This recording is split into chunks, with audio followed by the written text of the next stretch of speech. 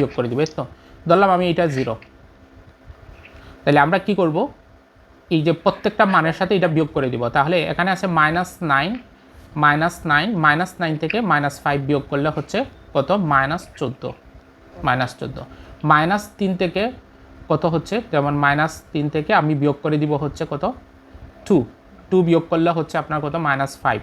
তাহলে এখানে পাবো হচ্ছে -5, শেষ। আবার আমরা কি করব, এই যে এখানে আছে কত, -3 থেকে আমরা বিয়োগ করে দিব -5, তাহলে কত আসবে, -8। এরপরে দেখেন এখানে আছে মাইনাস কত, 5, এটা থেকে আমরা 2 বিয়োগ করে দিলে, তাহলে যদি আমরা এইটা করি, দেখেন মাইনাস কত এখানে আছে, -5 থেকে আমরা কি করব, কি বিয়োগ করে দিব, 2 বিয়োগ করে দিব, -2 বিয়োগ করে দিলাম, তাহলে আসলো কত, -7। এর তো শেষ।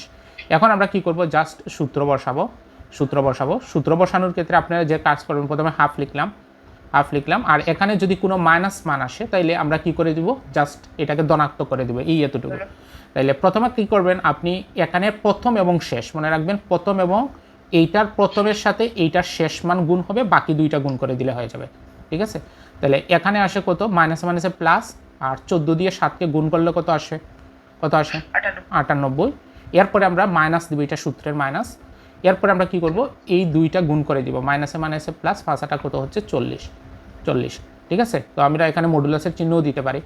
তো এখানে কত আসবে, হাফ, আর এখানে হবে 58 মানে 98 থেকে 40 গেলে হচ্ছে কত, 58, আর এটা দিয়ে এটা যদি আমি কাটি তাহলে হবে কত, 29 বর্গ একক। ক্লিয়ার হয়েছে নি সবার?